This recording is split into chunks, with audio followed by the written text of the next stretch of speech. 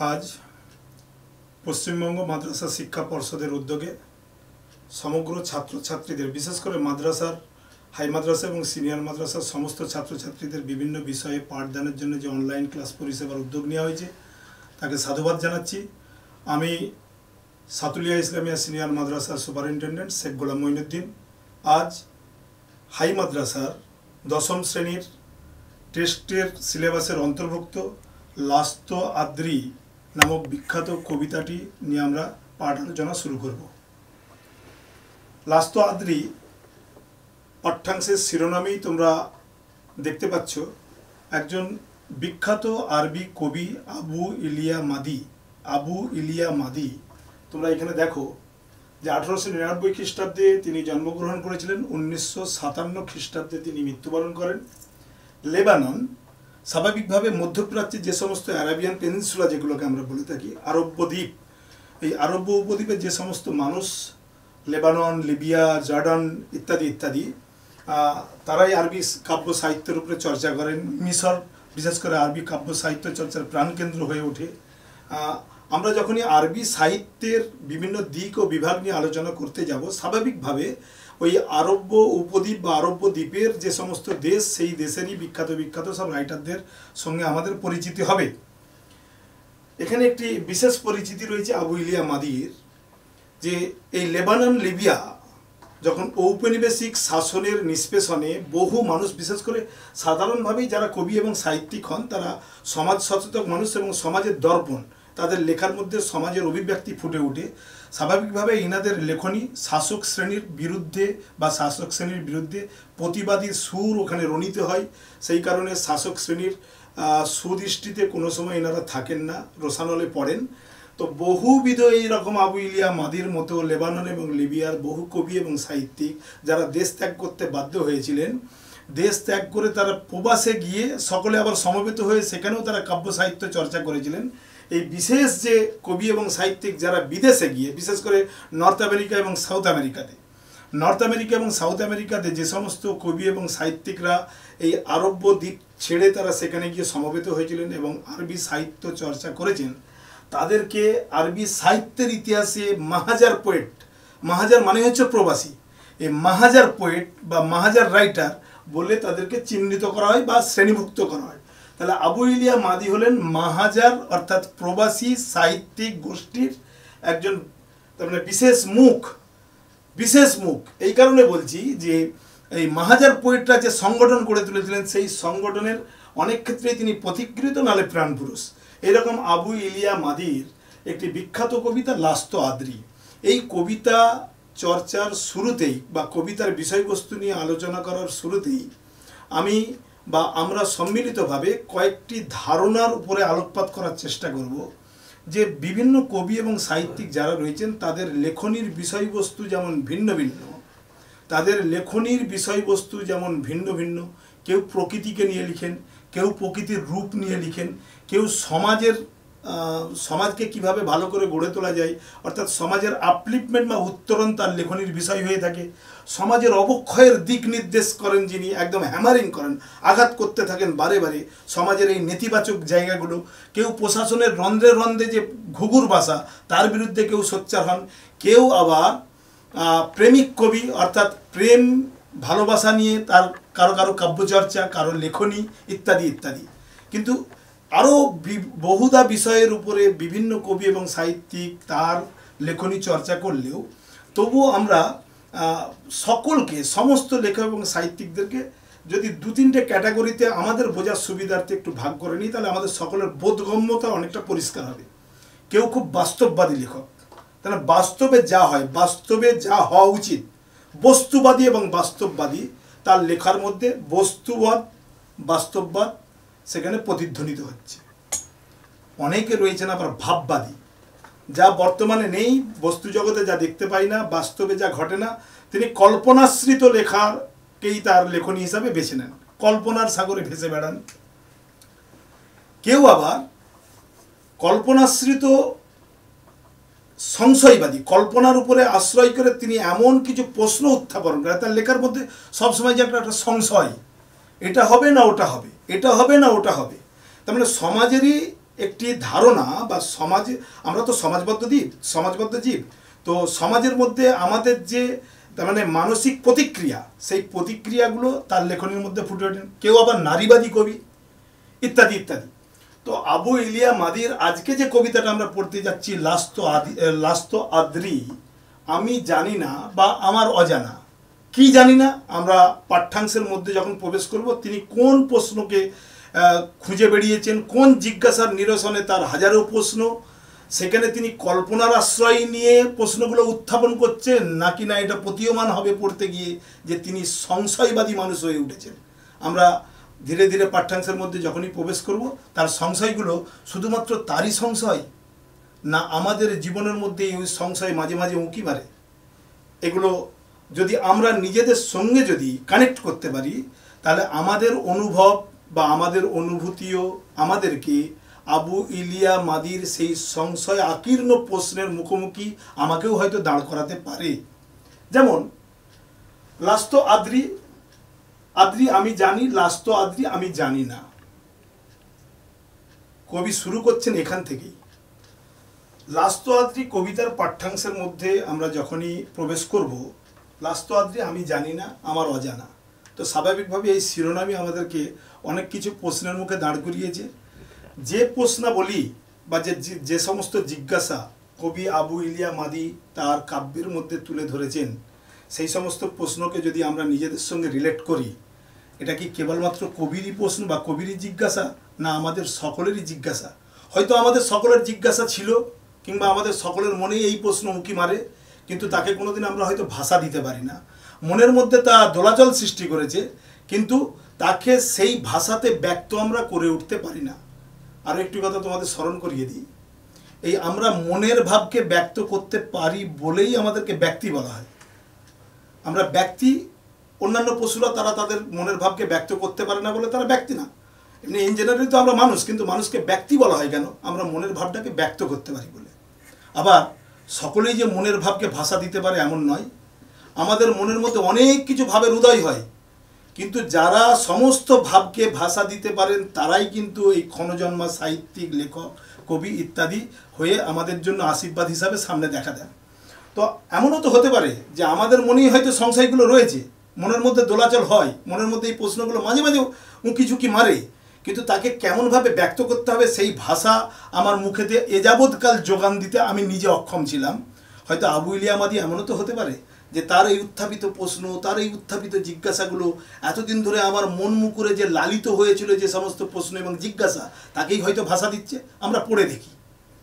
তিনি বলছেন, যেহেতু লা আলামু মিন আইনা ওয়া লাকিন্নি আতাইতু, প্রথম লাইনটা তাৎপর্যই বলে দিচ্ছেন যে তিনি কোন জায়গাতে মূল বেসিক, অর্থাৎ মৌলিক যে আমাদের অস্তিত্ব এই পৃথিবীতে, আমরা যদি খুব স্বাভাবিকভাবে যদি আমরা আমাদের এক্সিস্টেন্সটাকে নিয়ে প্রশ্ন করি, এটা যদিও আরও একটু ঠিক আমি তোমাদের উদ্দেশ্যে এরকমভাবেই বলবো, যখন বোধ একটু পাকাপোক্ত হয়ে ওঠে তখন হয়তো এই ধরনের ভাবনাগুলো তার মানে ভাবনাগুলো আসে। যেহেতু আমরা একেবারেই সদ্য নিষ্পাপ, আমরা বিকশিত সব এই কৈশোর উত্তীর্ণ বয়সের সন্ধিক্ষণে দাঁড়িয়ে রয়েছি, তো আমাদের অনুভব এবং বোধগম্যতা অতটা পাকাপোক্ত হয়নি বলে হয়তো ওই রকম প্রশ্ন জায়গাতে আমরা এখনও পৌঁছাইনি। তবে আবু ইলিয়া মাদি মনে হয় আমাদেরকে সেই প্রশ্ন করতে শিখিয়ে দিচ্ছেন। যেহেতু আমি এসেছি এই ধরাধামেতে, আমি এসেছি, লা আলামু মিন আইনা, কিন্তু আমি এটা জানি না মিন আইনা কোথা থেকে, মিন মানে থেকে, আয়না মানে কোথা থেকে এসেছি এটা জানি না। ইন জেনারেলি আমরা সকলে জানি আমরা মাতৃভূমি, এই মাতৃগর্ভ থেকে আমরা জাত হয়েছি এই পৃথিবীতে। তাহলে মাতৃগর্ভ থেকে আমি এলাম। যদি আমরা প্রত্যেকটা জিনিসের পেছনে কার্যকারণকে খুঁজতে যাই, যেমন দেখবে তোমরা খাদ্য একটি সম্পর্ক রয়েছে পৃথিবীতে, যা কিছু স্রষ্টা সৃষ্টি করেছেন খাদ্য একটা এরকম চক্রাকারে ঘুরছে, এ ওকে খাচ্ছে, ও ওকে খাচ্ছে, ও ওকে খাচ্ছে, ইত্যাদি ইত্যাদি। তার মানে এই যে চক্রাকারে যে আমাদের জীবনচক্র ঘুরে বেড়াচ্ছে, প্রত্যেকটার পিছনে ও, তার পেছনে ও, তার পেছনে ও। তাহলে আমি এসেছি মাতৃগর্ভ থেকে। মাতৃগর্ভে কিভাবে এলাম? আমরা হয়তো প্রশ্ন করব, বিজ্ঞান আমাকে শিখিয়ে দিয়েছে শুক্রাণু এবং ডিম্বাণু জাত হয়ে, নিকেশিত হয়ে আমি এসেছি। কোথা থেকে শুক্রাণু হলো? বাবার স্পার্ম থেকে, আর ডিম্বাণু এসেছে মায়ের গর্ভজাত হয়ে। তো বাবা শুক্রাণুটা কিভাবে সৃষ্টি হলো, প্রত্যেকটার পিছনে কারণ খুঁজবো, কিন্তু একটা জায়গাতে গিয়ে সম্ভবত যে সমস্ত কারণের পিছনে কারণ খুঁজতে খুঁজতে খুঁজতে খুঁজতে গিয়ে আলটিমেট একটা জায়গাতে গিয়ে মনে হয় পিন পয়েন্টে গিয়ে জিরোতে পর্যবেসিত হয়, আর কিছু সেখানে খুঁজে পাওয়া যায় না। এই জায়গাটা অনেক ভাববাদী মানুষদের অনেকের গবেষণার বিষয়, তারা গবেষণা করেছেন, তারা সেখান থেকে কেউ শুরু করেছেন, আর যারা বস্তুবাদী মানুষ তারা বস্তুকে দিয়েই বিবেচনা করেন। সেইভাবে আবু ইলিয়া মাদি বলছেন যেহেতু আমি এসেছি এই ধরাধামে এসেছি, লা আলামু, কিন্তু আমি জানি না মিনাই না কোথা থেকে, কিন্তু এটা ঠিক কোথা থেকে এসেছি এটা আমি জানতে পারছি না আজ পর্যন্ত। আমি শুধুমাত্র কার্যক্রম এবং ধারাক্রম কিছু জানি। মায়ের গর্ভ থেকে এসেছি, এই পৃথিবীতে জাত হয়েছি, বড় হয়ে উঠেছি, আমি আমার শৈশব কাটিয়েছি, শৈশব থেকে কৈশোরে উত্তীর্ণ হয়েছি, কৈশোর থেকে যৌবনে উত্তীর্ণ হয়েছি, যৌবন থেকে বার্ধক্যে উপনীত হবো, বার্ধক্য থেকে আরও বার্ধক্যে উপনীত হবো, তারপরে এই ভবলীলা সাঙ্গ করে আমাকে পরপারে পাড়ি দিতে হবে। কেউ বলেন পরপারে, কেউ বলবেন ইহলীলা সাঙ্গ। ইহলীলা সাঙ্গ মানে এই জগতে শেষ হয়ে গেল। আর যারা পরবর্তী জীবনকে যারা বিশ্বাস করেন তারা বলবেন পরকালে পাড়ি দিয়েছেন, ইহকাল ত্যাগ করে পরকাল। এই শব্দের ব্যঞ্জনাই বলে দিবে তিনি কোন জিনিসকে ভাবগত বা আদর্শগতভাবে বিশ্বাস করেন আর না করেন। লাকিন্নি আতাইত, আমি এখনও অদ্যাবধি এটা জানতে পারলাম না যে আমি কোথা থেকে এসেছি, কিন্তু এটা তো অবধারিত সত্য এবং বাস্তব সত্য এটা যে আমি এসেছি। আমি এসেছি বলেই আমার এই অস্তিত্ব। আমি এই পৃথিবীর বুকেই আমি অবস্থান করছি, পৃথিবীর বুকেই আমি অবস্থান করছি। যা কিছু করণীয় সমস্ত কিছু করছিও, এটা প্রমাণ করে যে আমি এসেছি। কিন্তু কোথা থেকে এসেছি এর সদুত্তর যতক্ষণ না পর্যন্ত আবিষ্কার করা যায়, তাহলে নিজের অস্তিত্ব নিয়ে হয়তো সংশয় থেকে যাবে। আর সংশয়বাদী মানুষ, কবির এই প্রশ্নের মধ্যে সব থেকে বড় যে জায়গাটা খোঁজার চেষ্টা করেছেন, সংশয়বাদী মানুষ কখনো সিদ্ধান্তের শেষ প্রান্তে গিয়ে উপনীত হতে পারেননি। সংশয়বাদী মানুষ শুধু সংশয়ই তাকে টেনে নিয়ে যায়, যতক্ষণ না এই সংশয় নিরসন করতে পারেন তাকে এই সংশয়ই বহন করে নিয়ে যেতে হয়। লাকিন্নি আতাইত, কিন্তু আমি এসেছি এটাই প্রমাণ করে যে আমি আছি এই পৃথিবীতে। এই পৃথিবী যেমন রূঢ় বাস্তব, আমার অস্তিত্ব তেমনভাবেই অবাস্তব নয়, চরমভাবে সত্য আমার অস্তিত্ব। লাকাদ আবসারত কুদ্দামি, কবির ভাবনাটাকে ভাবতে হবে। কবি যেভাবে প্রশ্নটাকে উত্থাপন করতে চেয়েছেন ঠিক তেমনভাবে আমাদেরকে অনুভবের মধ্যে নিয়ে আসতে হবে। কাব্যচর্চা মানে অনুভবের দ্বারকে উন্মুক্ত করতে হয়। অনুভবের দ্বার যদি রুদ্ধ থাকে, আর সেখানে কাব্যচর্চা সাহিত্য চর্চা করতে গেলে কিন্তু ওই রুদ্ধ দ্বার দিয়ে সাহিত্যকে অনুভব করা সম্ভব নয়। আরও একটা জিনিস তোমাদেরকে বলে রাখি, আমরা পঠন পাঠনের মধ্যে থাকি, বিভিন্ন শাস্ত্র নিয়ে আমাদের পড়াশোনা করতে হয়, বিজ্ঞান, ভূগোল, ইতিহাস, অঙ্ক ইত্যাদি। কিন্তু এটুকু নিশ্চিত, যতক্ষণ না পর্যন্ত সাহিত্য আমার মননশীলতাকে সৃষ্টি করতে পারে, যতক্ষণ না পর্যন্ত সাহিত্য আমার মনের দুয়ারকে উন্মুক্ত না করতে পারে, যতক্ষণ না পর্যন্ত সাহিত্য আমার চিন্তা শক্তির উৎকর্ষতাকে বৃদ্ধি করতে পারে, কোনো সাবজেক্টই ফলা হবে না, নিষ্ফলা হয়ে রয়ে যাবে। কোনোটাই আমরা আত্মস্থ করতে পারবে না। সমস্ত সাবজেক্টকে, সমস্ত বিষয়কে আত্মস্থ করার জন্য যে অনুভব, চিন্তন এবং মনন, তার চাষ করে সাহিত্য। এটা আমাদেরকে মনে রাখতে হবে। সেই জন্য সাহিত্যের লেখক, কবি, তারা আমাদেরকে ভাষা যোগান দেন, আমাদের অনুভবকে উর্বরা শক্তি দান করেন। লাকাদ আবসারত কুদ্দামি, আমি আমার সামনে দেখতে পেয়েছি। আবসারত, লাকাদ আবসারত, আবসারা মানে দেখা, প্রত্যক্ষ করা। নাজারা মানেও দেখা, আর আবসারা মানে হচ্ছে, নাজারা মানে চোখ খুললে যা দেখতে পেলাম, আর আবসারা মানে হচ্ছে আমি দৃষ্টি নিক্ষেপ করলে যে জিনিসগুলো আমার দৃষ্টি গোচরের সীমার মধ্যে আসে, এটা হচ্ছে আবসারত। লাকাদ আবসারত কুদ্দামি, কুদ্দাম কদম, এমনিতে কদম শব্দটার সঙ্গে আমাদের পরিচয় রয়েছে। কদম মানে পা, কদম কদম বাড়ায় যা, হিন্দিতে গানও রয়েছে। কিন্তু কদম মানে হচ্ছে সামনে, এই অর্থে যে পা ফেললেই সামনের দিকে আমাদেরকে এগিয়ে দেয়, পা ফেললে কখনো মানুষকে পিছিয়ে দেয় না। পা ফেলতে শুরু করো, সেই জন্য বাচ্চাদেরকে আমরা চলা শিখি, পা ফেললেই ও এগোবে। অতএব কুদ্দামি, আমি সামনে দেখতে পেয়েছি তারিকান, রাস্তা। আমার জীবন পথে হাজারো রাস্তা আমার সামনে আমার পথ উন্মুক্ত করে রেখেছে। আমি পথিক, কুদ্দামি, আমি আমার সামনে রাস্তা দেখতে পেয়েছি, ফামাসাই তো আমি চলতে শুরু করে দিয়েছি। সামনে রাস্তা দেখতে পেয়েছি। এই পৃথিবীর বুকে জাত হওয়ার পর এই ভূখণ্ড আমাকে আলিঙ্গন করার জন্য শশব ব্যস্ত হয়ে থাকে।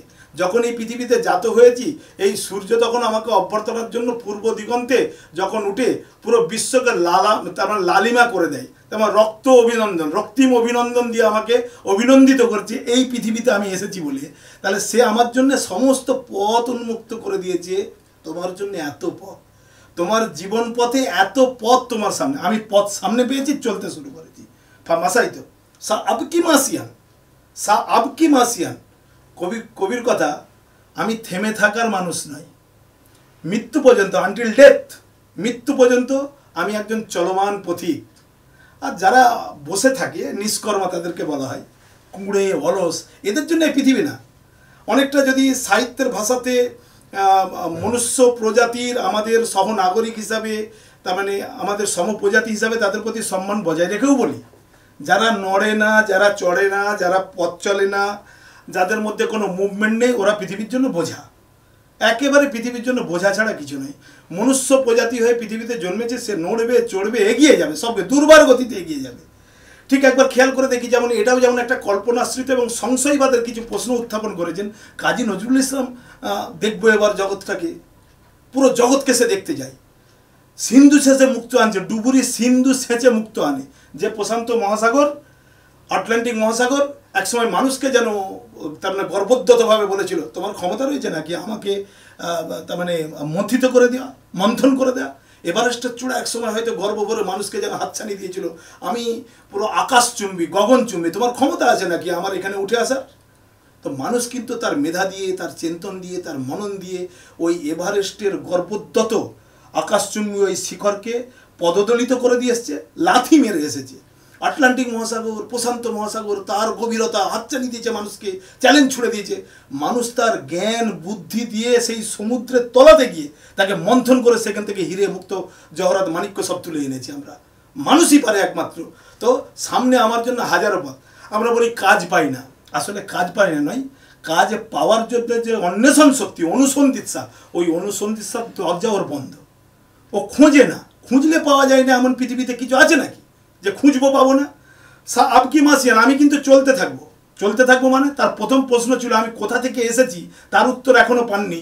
তাহলে এই সংশয় কিংবা এই প্রশ্নের তিনি উত্তর খোঁজার জন্য তিনি বলছেন, আমি আমার until death, last breadth of my life, আমার জীবনের শেষ প্রশ্বাস পর্যন্ত কিন্তু আমি চলতে থাকবো। মানে এই শুধুমাত্র রাস্তার উপরে হেঁটে চলা না, আমি আমার পথ, তার মানে গবেষণার পথে কিন্তু আমি চলতেই থাকবো। এটা ছাত্রছাত্রী, শিক্ষক শিক্ষিকা যারাই শিক্ষা জগতের সঙ্গে আমরা যুক্ত রয়েছি, এটা আমাদের জন্য একটি কি বলবো জীবনদায়ী ঔষধের মতো আমাদেরকে গ্রহণ করতে হবে আমাদের মননে, যে আমি আমার এই অনুসন্ধিৎসা, আমার গবেষণা, আমার চিন্তন, আমার পড়াশোনা আনটিল ডেথ, সংসার হবে, ব্যবসা বাণিজ্য করবো, চাকরি করব, আরও অনেক কর্মক্রিয়ার মধ্য দিয়ে আমাদেরকে জীবন জীবিকা নির্বাহ করতে হবে, সবই ঠিকই আছে। কিন্তু আমার কাছে একমাত্র লক্ষ্য, ধ্যান, জ্ঞান, আরাধনা হচ্ছে আমার গবেষণা, আমার চিন্তাভাবনা। কেন? পৃথিবীতে একমাত্র মানুষকেই, স্রষ্টাকে যারা বিশ্বাস করেন তাদের উদ্দেশ্যও বলি, যারা স্রষ্টাকে বিশ্বাস করে না তাদের উদ্দেশ্যও আমরা বলি। মানুষ কিন্তু মেধা শক্তির অধিকারী, চিন্তা শক্তির অধিকারী, অতএব সেটাকে কাজে লাগাতে হবে। ইনসে তো হাজা আম আতাই তো সাবকি মাসিয়ান, আমি চলতে থাকবো, আমি চলতে থাকবো। ইনসে তো, যদি আমি চাই, কবি বলছেন যদি আমি চাই তবে চলতে থাকবো। এই চাওয়াটাই হচ্ছে আমাদের মোটিভেশন। আমাকে চাইতে হবে প্রতি মুহূর্তে। আমাকে কেউ জোর করে পড়িয়েও দিতে পারে না, জোর করে পাস করাতে পারে না, জোর করে স্কুল নিয়ে যেতে পারে না। কিছু আমাদের অ্যাকোমোডেশন, পারিপার্শ্বিক কিছু প্রোভাইডিং থাকতে পারে, যেগুলো হয়তো উৎসাহ দিতে পারে আমাকে। উৎসাহ মানুষ দিতে পারে কিন্তু করিয়ে দিতে পারে না। ঠিক একই রকমভাবে ইনসে তো হাজা আম আতাই তো কাইফা যেত কাইফা আবসার তো তারিকি। এ দেখো আবার একটা জিনিস শেখাচ্ছেন তিনি, পরপর দুটি প্রশ্ন, যে আমরা যে পড়াশোনার মধ্যে থাকবো, আমরা যে কোনো কিছু তথ্য অনুসন্ধান করব, কোনো কিছু খুঁজছি, কোনো কিছু জানতে চাচ্ছি, এই জানা কীরকমভাবে হবে? কাইফা যেত কাইফা আবসার তো, আমি কেমনভাবে এসেছি, আমি কেমনভাবে এসেছি এই ধরাধামে, আমি এলাম কেমনভাবে, কিংবা ফর এক্সাম্পল, আজকে আমরা ভিন্ন ভিন্ন দেশের মানুষ অন্য দেশে কর্মনির্বাহ করতে যাই। কিভাবে এলাম? 7 সমুদ্র 13 নদী পার হয়ে মানুষ কাজের উদ্দেশ্যে অর্থ সংস্থানের জন্য যদি যেতে পারে, তাহলে নিশ্চিতভাবে জ্ঞান আহরণ যদি তার একমাত্র লক্ষ্য হয়ে থাকে, সমস্ত কিছুকে লঙ্ঘন করেও সেখানে সে যেতে চাইবে। এবং তার মধ্যে যদি কোনো কৌতূহল থাকে, কোনো কিছু জিজ্ঞাসা থাকে, কোনো কিছু সে যদি উদ্ধার করতে চায়, তার মধ্যে যদি একাগ্রতা থাকে, তাহলে কোনো কিছুই বাধা আমাদের জীবনে বাধা নয়। বাধা হচ্ছে আমাদের জড় মানসিকতা। কাইফা আবসার তো তারিকি, আমার সামনে তো হাজারো পথ রয়েছে। এখানে আরেকটি আমাদের লক্ষণীয় বিষয় কবির ভাষাতে, কাইফা আবসার তো তারিকি, আমি আমার রাস্তাকে কেমন ভাবে দেখব, আমি আমার রাস্তাকে কেমন ভাবে দেখব। তোমাদেরকে আরেকটি ছোট্ট জিনিস বললে এর অর্থ বুঝতে পারবে। আমি আমার রাস্তা কেমন ভাবে দেখব, এর অর্থটা ঠিক এইভাবে যদি আমরা বোঝার চেষ্টা করি সুবিধা হবে। সাধারণত কোনো মেয়েকে পাত্রস্থ করতে গেলে আমরা বর অর্থাৎ যার সঙ্গে বিয়ে হবে তার খোঁজ খবর নিই, বিভিন্ন মাধ্যম দিয়ে খোঁজ নিই। কোনো অফিসে কাজ করলে সেই অফিসে গিয়ে খোঁজ নিই, ভিন্ন জেলার হলে কোনো আত্মীয় স্বজন বা কোনো লিঙ্ক কারো মাধ্যম দিয়ে আমরা খোঁজ খবর নিই। সব থেকে উত্তম মাধ্যম হচ্ছে খোঁজ নেওয়ার সব থেকে উত্তম মাধ্যম, এবং 100% তার মানে অথেন্টিক তথ্য পাওয়া যাবে। ওর বন্ধুবান্ধব কারা, ওর বন্ধুবান্ধব কারা, তাদেরকে জাজ করলেই বোঝা যাবে যে ও কেমন। বন্ধুবান্ধবদেরকে জাজ করলেই বোঝা যাবে যে ছেলেটি কেমন। কেন? বন্ধুবান্ধবরা যদি নেশারি হয় তাহলে ও নেশা, বন্ধুবান্ধবদের মধ্যে যদি সজ্জনতা থাকে, সৌজন্য থাকে, তাহলে ওর মধ্যেও সৌজন্য থাকবে। বন্ধুবান্ধবরা যদি একটু বেয়ারা টাইপের হয়ে থাকে তাহলে বেয়ারাপনার শিকার ও।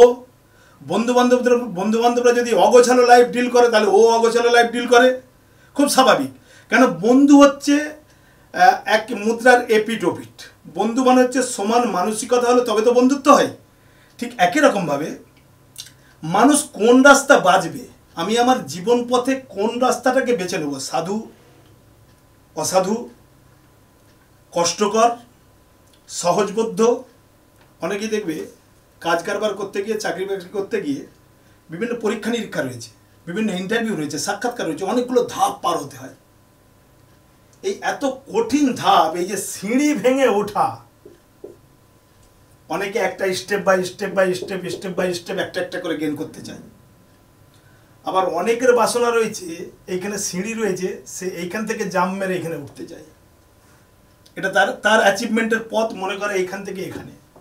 মাঝখানে যে পথগুলো রয়েছে সে কোন এই পথ, প্রত্যেকটা পথকে পাড়ি দিয়ে যাবে। রাস্তা তো দেখতে পাচ্ছি অনেক, কোন পথ পাড়ি দেব এই পথ নির্ধারণটা বলে দেবে ও কোন আদর্শ দ্বারা পরিচালিত হচ্ছে। অনেকে টাকা দিতে হলে টাকাও দিয়ে দেবো, তার মানে ওই পথটা ওর কাছে খুব সহজ মনে হয়। কেউ সমস্ত পথকে পাড়ি দিতে চায়, সমস্ত পথকে অতিক্রম করে তবে কোনো জিনিসকে অ্যাচিভ করতে চায়। এরা এক ধরনের মানুষ। তাহলে রাস্তা অনেক জায়গায় খোলা।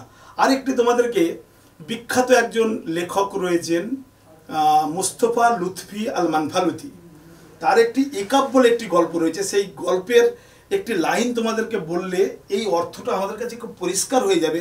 সামনে তো অনেক রাস্তা দেখতে পাচ্ছি, কিন্তু কোন রাস্তাটা আমি বেছে নেব।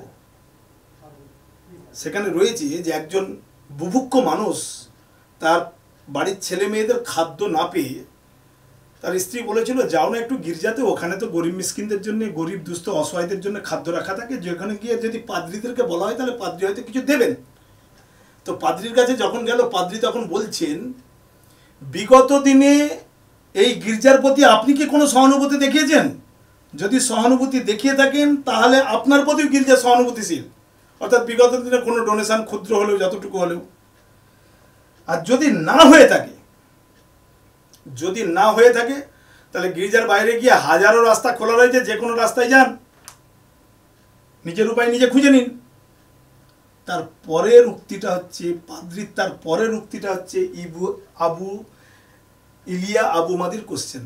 সেই কোশ্চেনের সমর্থক, এই জন্য আমি উচ্চারণটা করলাম। তিনি বললেন, সামনে যদি এত রাস্তা খোলা রয়েছে জীবন পথের সম্বল হাসিল করার জন্য, অর্জন করার জন্য, যদি সমস্ত রাস্তা বন্ধ হয়ে যায় তাহলে আপনার কাছে তার থেকে বেশি উন্মুক্ত রয়েছে অপরাধের হাজার রাস্তা, তার থেকেও বেশি উন্মুক্ত রয়েছে অপরাধের হাজার রাস্তা।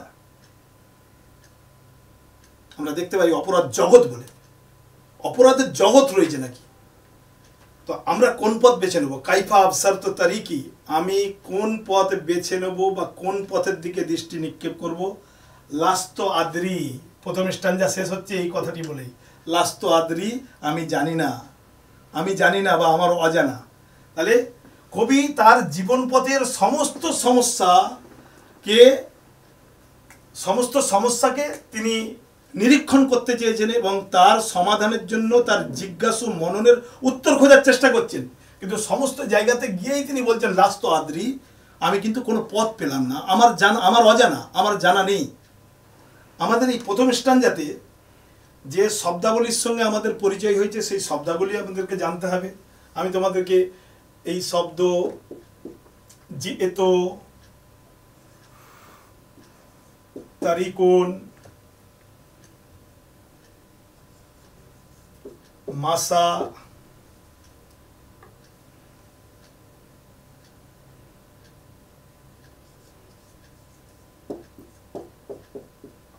আবসার্ত, এইসব নতুন শব্দাবলীর সঙ্গে আমাদের পরিচয় হয়েছে। এই শব্দগুলো আমাদেরকে নোট ডাউন করতে হবে এবং শব্দগুলোকে আত্মস্থ করতে হবে।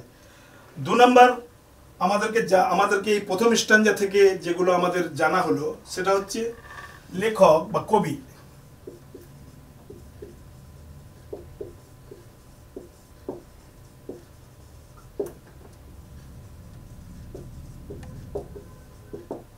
সন্ধানে রত। লাস্তো আদ্রি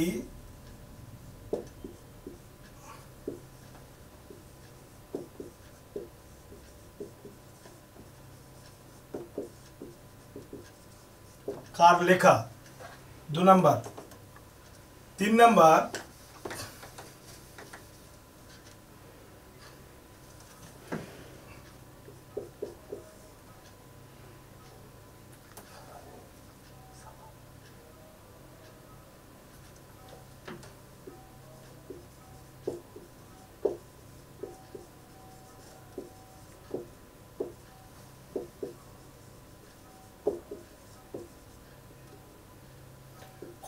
আমি এসেছি কথাটির দ্বারা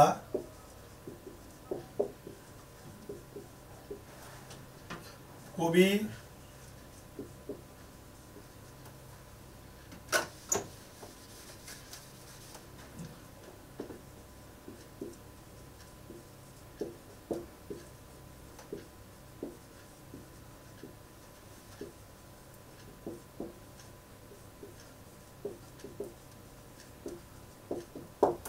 আমি এসেছি, এই যেহেতু বা আতাইতো শব্দটির ব্যবহার হয়েছে, আমি এসেছি কথাটির দ্বারা কবি কোথা থেকে এসেছেন বলে ব্যক্ত করতে চেয়েছেন।